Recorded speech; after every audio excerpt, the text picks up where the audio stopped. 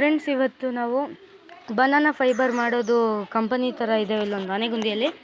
ಇಲ್ಲಿ ನಾವು ಬಂದಿದ್ದೀವಿ ಫ್ರೆಂಡ್ಸ್. ಆಂಟಿ, ನೀವು ಯೂಸ್ ಮಾಡೋದು ಫೈಬರ್ ಯಾವುದು? ಇದು ಬನಾನಾ. ಮತ್ತು ನೀವು ಯಾವುದ್ಯಾವ್ದು ಪ್ರಾಡಕ್ಟ್ಸ್ ಮಾಡ್ತೀರಾ? Purse, bag, bins, lamp set, jewelleries ಥರ ಎಲ್ಲ ಮಾಡ್ತೀವಿ.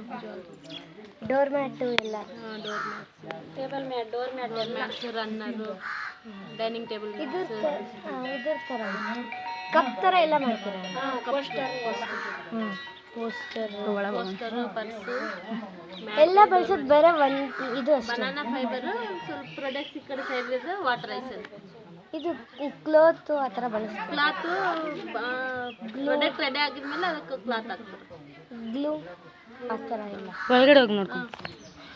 ಫ್ರೆಂಡ್ಸ್, ಈ ಸತಿ ನೀವು ಹಂಪಿಗೆ ಬಂದಾಗ ಬರೀ ಆನೆಗುಂದಿಗೆ ಬಂದಾಗ ಬರೀ ಹಂಪಿ ಅಷ್ಟೇ ಅಲ್ಲ,